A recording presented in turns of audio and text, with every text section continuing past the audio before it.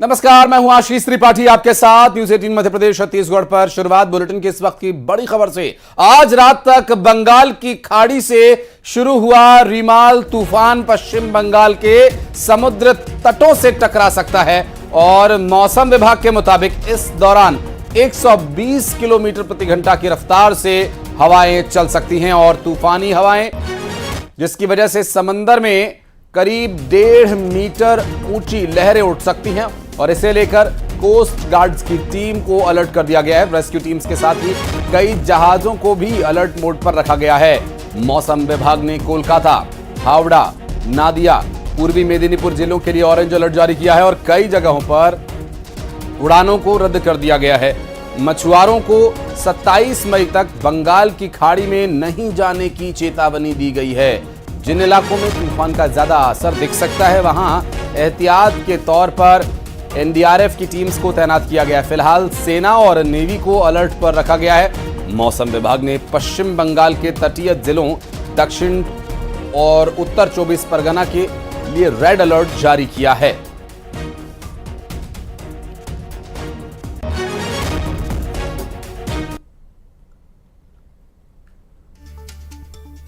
आपको बता दें कि ये पूरा तूफान आज रात बंगाल की खाड़ी से तट से टकरा सकता है और मौसम विभाग के मुताबिक इस दौरान जो हवाएं चलेंगी उनकी गति 120 किलोमीटर प्रति घंटा की हो सकती है और तूफानी हवाओं की वजह से समुद्र में ऊंची लहरें भी उठ सकती हैं, जानकारी मिल रही है। और साथ ही आपको बता दें कि कोस्ट गार्ड्स की टीम को भी यहां पर तैनात किया गया है रेस्क्यू टीम्स के लिए।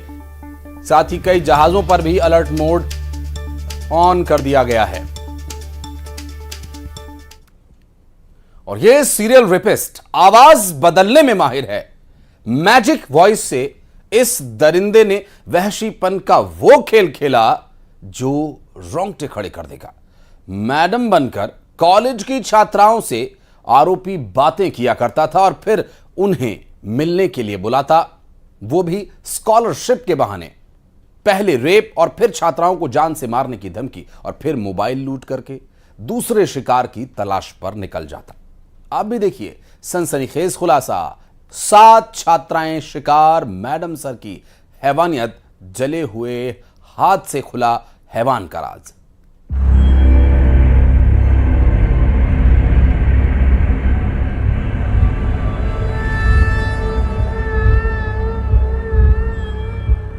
जिसने इस प्रकार का कृत्य किया है उसके हाथ नहीं है। हाथ मतलब जले हुए, बाद में पता लगा हाथ नहीं है, ऐसा कुछ किया।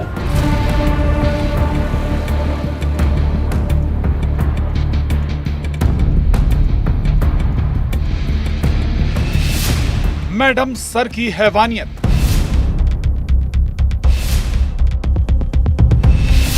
वो आवाज बदलने में माहिर।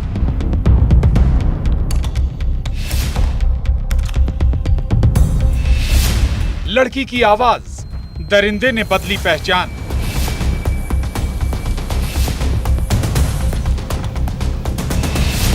ऐप से वो बन गया मैडम। स्कॉलरशिप का जाल, वहशीपन की चाल।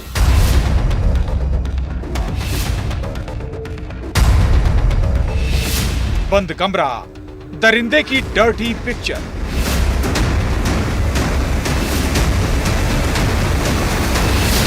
उसके टारगेट पर कॉलेज की छात्राएं।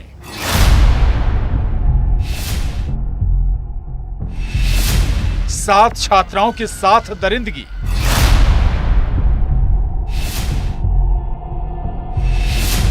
और कितनी लड़कियां शिकार।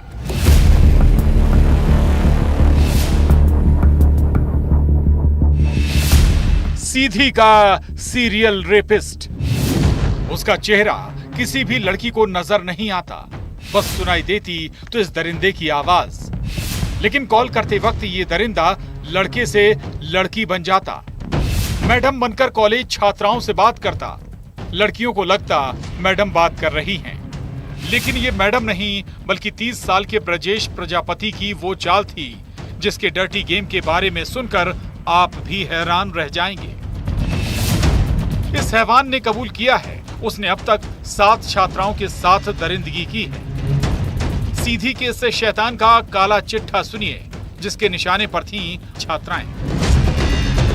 उसकी स्कॉलरशिप जो है वो एक महिला टीचर जो है वहाँ पर कॉलेज में है, वहाँ उसको जो है उनका नाम लेकर बुलाया गया और ये कहा गया कि मेरा लड़का जो है वो आपको डिग्री वहीं पर डिग्री में ही एक जगह है वहीं मिलेगा, वहाँ से मेरे को आपको मेरे घर लेके आएगा, तो मैं आपको स्कॉलरशिप के बारे में स्कॉलरशिप दे दूँगा। सीधी से करीब 50 किलोमीटर दूर एक थाने में 4 छात्राओं ने आरोपी ब्रजेश के काले कारनामों का खुलासा किया, जिसे सुन किसी के भी होश फाख्ता हो जाएं। आरोपी ब्रजेश ने छात्राओं को जाल में फंसाने के लिए स्कॉलरशिप का बहाना बनाया। कैसे लड़कियां शिकार होती गईं, ये भी सुनिए। दरिंदे ब्रजेश ने इंटरनेट पर आवाज बदलने का तरीका सीखा, एक ऐप डाउनलोड किया जिससे वो बहरूपिया बना। लड़की की आवाज में छात्राओं से बातें करने लगा। जब उसको आश्वासन मिला है पूर्ण रूप से, तब वो महिला वहाँ पर गई युवती, और उसके पश्चात उसको ये लड़का लेकर निर्जन स्थान में लेके गया और उसके साथ में जो है बलात्संग करने की बात जो सामने आई। दरिंदे की डर्टी पिक्चर की ये पहली चाल थी। अब शिकार को अपने पास कैसे बुलाएं? लिहाजा छात्राओं को स्कॉलरशिप के कागज में गड़बड़ी होने की बातें करता, लेकिन मैडम बनकर उसके बाद छात्राओं को दस्तावेज लेकर अपने पास बुलाता। आरोपी ब्रजेश बेहद चालाक था, जो आवाज बदलने वाले ऐप से मैडम बन जाता। फिर बड़ी मैडम यानी आरोपी शिकार छात्रा को कहता वो काम में व्यस्त है, अपना बेटा भेज रही हूँ, उसके साथ आ जाना। ये बेटा कोई और नहीं बल्कि आरोपी खुद होता। पहले रेप, फिर लूट। शिकार का मोबाइल, टारगेट पर दूसरा शिकार।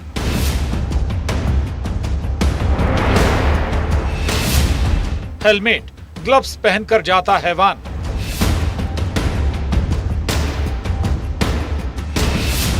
16 मोबाइल बरामद और कितने राज। छात्रा स्कॉलरशिप के लिए कागजात लेकर जाती, लेकिन मैडम यानी इस बहरूपिये की असलियत देख हैरान रह गईं। इसमें ये ज्ञात हुआ कि ये ब्रजेश प्रजापति नाम का लड़का है और ये महिलाओं के नाम से जो है वो पुरुष खुद ही कॉल करता था और लड़कियों को बुलाता था। आरोप ब्रजेश की 2 शादी हो चुकी हैं। सीधी से करीब 10 किलोमीटर दूर जमोड़ी गांव के अमरवाह गांव का रहने वाला है। सवाल ये भी कि आखिर छात्राओं के मोबाइल नंबर इसे मिले कहां से? अभी तक ऐसी 7 घटनाओं को खुद स्वयं स्वीकार किया है और अभी तक शुरू में 2 पीड़िताएं आई थी, फिर उसके बाद 2 पीड़िताएं आई। इस प्रकार से 4 FIR जो है अभी तक दर्ज की गई है। दरिंदे की डर्टी पिक्चर कई महीने से बदस्तूर चालू थी। बदनामी के डर से लड़कियां खामोश रही, लेकिन एक लड़की ने हिम्मत दिखाई, तब हैवानियत का काला चिट्ठा खुलता गया। खुद आरोपी ने 7 छात्राओं के साथ दरिंदगी करना कबूला है। इस मामले में SIT का गठन किया गया है। आखिर और कितनी छात्राएं शिकार? सीधी में हरीश द्विवेदी के साथ bureau report, news 18, Madhya Pradesh, Chhattisgarh.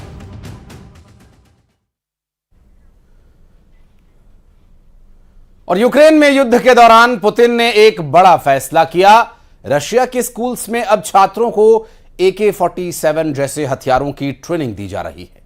सवाल ये कि क्या रशिया में अब स्टूडेंट्स एक बड़े और लंबा चलने वाले युद्ध के लिए तैयार किए जा रहे हैं?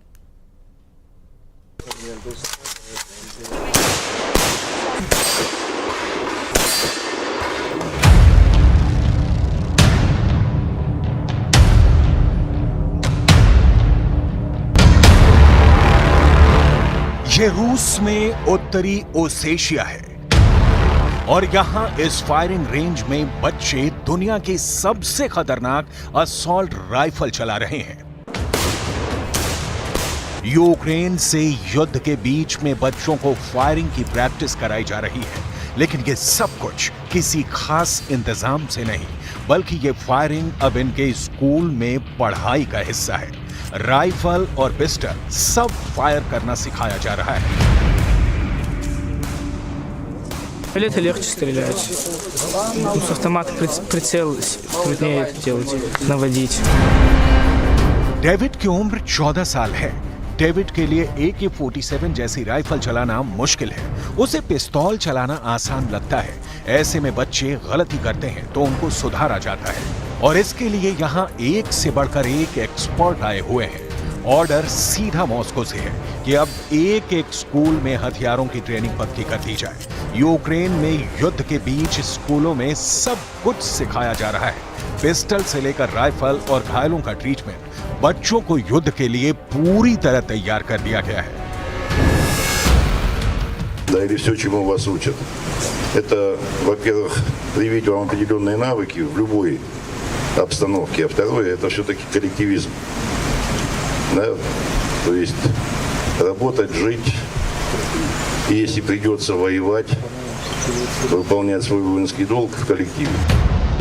राइफल में मैगजीन कैसे लोड करनी है, पिस्तौल में गोलियां कैसे भरनी है, हथियारों को कैसे संभालना है, निशाना कैसे लगाना है, और अगर कोई घायल हो जाए तो गोलियों की बौछार के बीच से साथी फौजी को कैसे निकालना है। यानी रूस के स्कूलों में अब बेसिक मिलिट्री ट्रेनिंग दी जा रही है। रूस में 2022 के आखिर में ही स्कूलों के सिलेबस में बेसिक मिलिट्री ट्रेनिंग शामिल कर दी गई थी। रूस में 14 वर्ष से लेकर 50 वर्ष तक की आबादी, ये रूस की कुल जनसंख्या का 50% है। यानी कह सकते हैं कि पुतिन का फोकस है कि रूस में करीब 8 करोड़ लोगों को हथियारों की पूरी ट्रेनिंग मिलनी चाहिए। Разработали свою систему подготовки для школьников. Она включает в себя физическую, медицинскую и огневую подготовку. То есть это те навыки, которые понадобятся любому солдату, любому воину, независимо от того, в каких войсках он будет служить. Спасать, уметь пользоваться оружием и быть физически крепким – это должны абсолютно все. रूस की आबादी करीब 15 करोड़ है, और इस वक्त यूक्रेन के युद्ध को लेकर पूरे रूस का माहौल बहुत ज्यादा आक्रामक है।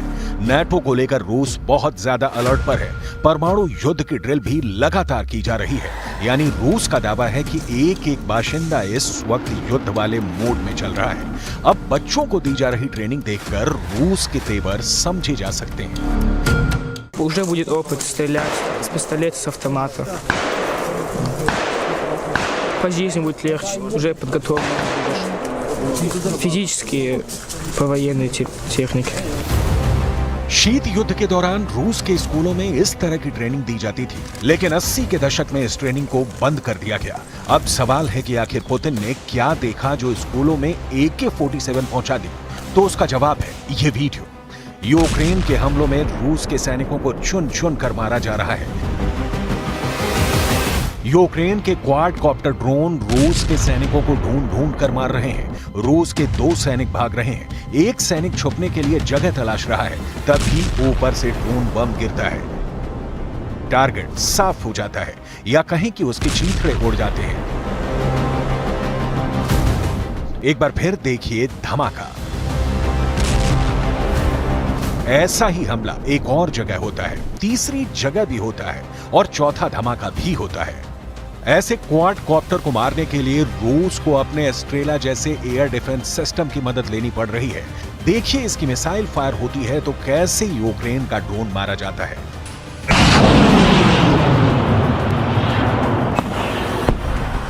रूस और यूक्रेन के बीच बहुत ही भयानक युद्ध चल रहा है। ये खार्किव में हुए रूस के मिसाइल अटैक का नतीजा है। सब कुछ तहस नहस हो गया है। यहाँ पर 7 लोगों की जान तो फौरन चली गई, 16 से ज्यादा घायल हैं। खार्किव यूक्रेन का दूसरा सबसे बड़ा शहर है, और इस वक्त खार्किव को जीतना पुतिन के लिए सबसे बड़ा मकसद बन चुका है। जब ज़ेलेंस्की को पता चला कि पुतिन ने यहाँ 15 मिसाइल एक साथ फायर की है, तो ज़ेलेंस्की भागे भागे खार्किव आए और हालात का जायजा ले। यहाँ का हाल देखिए। ये जगह एक प्रिंटिंग हाउस बताई जा रही है। ज़ेलेंस्की ये सब देखकर बहुत ज्यादा परेशान है, क्योंकि पुतिन के हमले अब रुकने का नाम नहीं ले रहे हैं। були влучання. Це You can see that the Russians hit the factory, which was a printing house. Books and workbooks were printed here. Unfortunately, it was during a work shift when the S-300 missile hit. It was a direct hit on a place where people were working. ये Putin का operation anaconda है, जो बहुत आगे बढ़ चुका है। Target पर हैं ज़ेलेंस्की और उनकी फौज, जो खार्किव में घिर चुकी है। खार्किव पर कब्जे के लिए जब से ऑपरेशन एनाकोंडा शुरू हुआ है, यूक्रेन की फौज के पैरों तले जैसे पूरी जमीन खिसक गई है। रूस को जहां मौका मिल रहा है, वहां बम बरसाए जा रहे हैं, मिसाइलों की बारिश हो रही है, बहुत ज्यादा तबाही हुई है।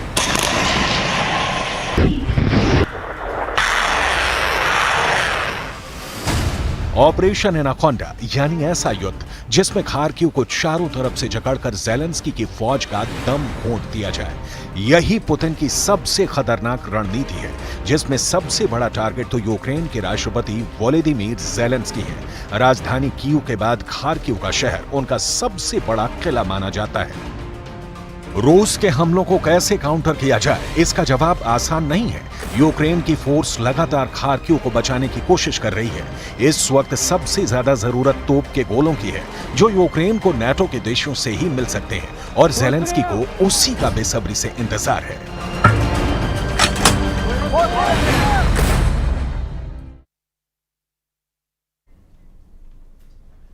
रशिया यूक्रेन जंग में पिछले 24 घंटे में एक बहुत बड़ा उलटफेर हुआ।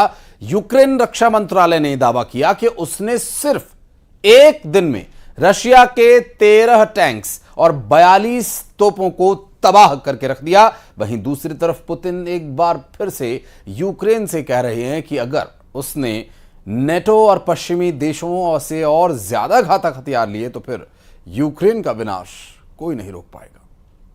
За победу! Ура!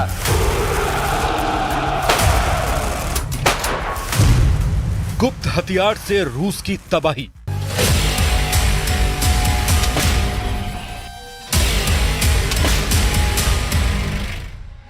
सात मई 2024 को पुतिन ने 5वीं बार रूस के राष्ट्रपति की शपथ ली और शपथ के ठीक 3 दिन बाद 10 मई 2024 से यूक्रेन पर तूफानी हमले शुरू कर दिए। इधर अपने टॉप कमांडरों के साथ राष्ट्रपति ज़ेलेंस्की वॉर रूम में नक्शे में यह समझने की कोशिश कर रहे थे कि यूक्रेन के पूर्वी शहरों को कैसे बचाया जाए।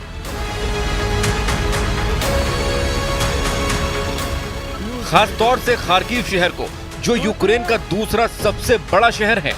जरा देखिए रूस ने 15 दिन के अंदर खार्किव का क्या हाल किया है।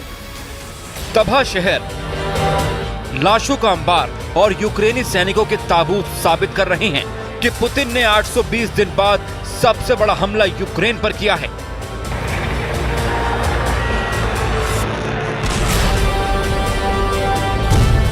एक दिन में रूस से 800 दिन का बदला।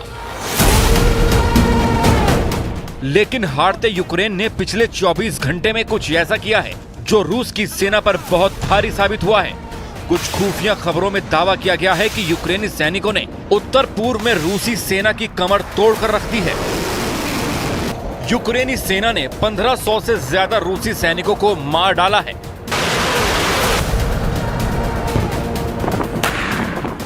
यूक्रेनी सेना जो दावे कर रही है वो हैरान करने वाले हैं। जरा देखिए कैसे यूक्रेनी रक्षा मंत्रालय के दावों के मुताबिक तूफानी हमला करने वाली रूसी सेना पर यूक्रेनी सेना ने सबसे घातक हमला किया है। यूक्रेनी सेना का दावा है कि महज एक दिन में रूस सेना के घातक हथियारों को बहुत बड़ी संख्या में यूक्रेन ने तबाह किया है। यूक्रेन की तरफ से ये नहीं बताया गया कि यूक्रेन ने किस हथियार से रूसी सेना के हथियारों को बर्बाद किया है, लेकिन इतना जरूर बताया है कि यूक्रेन ने एक खास हथियार से एक ही दिन में रूस की 42 तोपों को तबाह कर दिया, जबकि रूस के 13 घातक टैंक यूक्रेन ने उड़ाने का दावा किया है। वहीं रूस के 27 बख्तरबंद वाहनों को भी यूक्रेन ने नष्ट करने का दावा किया है। ये हमले यूक्रेन ने उत्तर पूर्व की तरफ तेजी से बढ़ रही रूसी सेना पर किए हैं। अब आप ये भी जान लीजिए कि रूस ने महज 15 दिन में यूक्रेन को कितना नुकसान पहुंचाया है और अब तक यूक्रेन के कितने हिस्से पर रूस ने कब्जा कर लिया है। रूस यूक्रेन के उत्तर और उत्तर पूर्व इलाके पर सबसे तेज और सबसे बड़े हमले कर रहा है। रूसी सेना 10-10 की टुकड़ियों में हमले कर रही है। इस वक्त ज्यादा बेहतर और बड़ी संख्या में रूसी तोपखाने और टैंक खार्किव पर हमले कर रहे हैं। पिछले 24 घंटे में खार्किव में रूसी मिसाइल हमले में, जिसमें दर्जन भर से ज्यादा लोग मारे गए, रूस ने अप्रैल से पूर्वी मोर्चे पर हमले तेज कर दिए हैं। दावा किया जा रहा है कि 800 दिनों से ज्यादा की जंग में रूस ने 18% से ज्यादा यूक्रेनी इलाके पर कब्जा कर लिया है।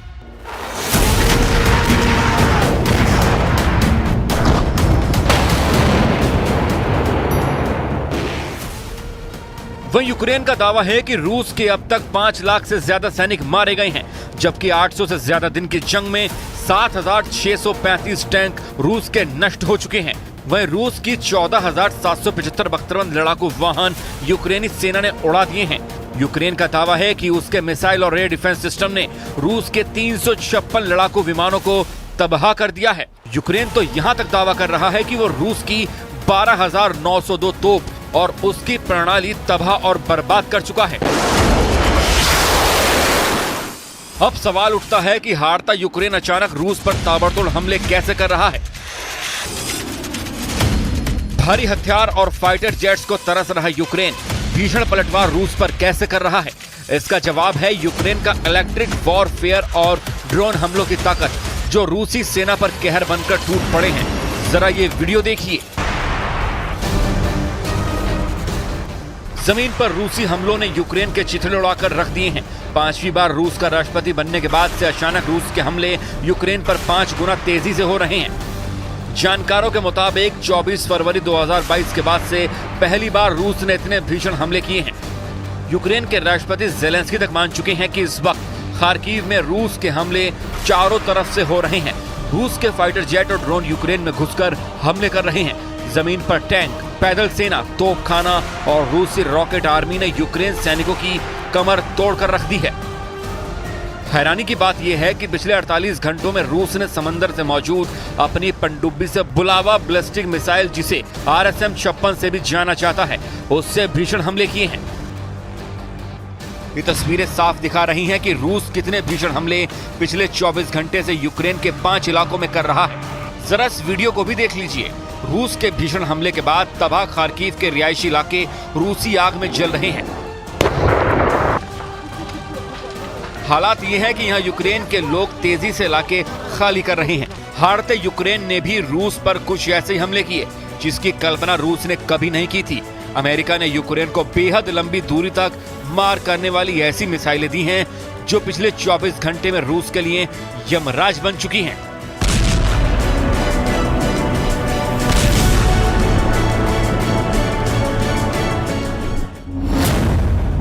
यूक्रेन ने रूस के कब्जे में मौजूद क्राइमिया पर लंबी दूरी वाली 8 ATACMS मिसाइलों से हमला किया है।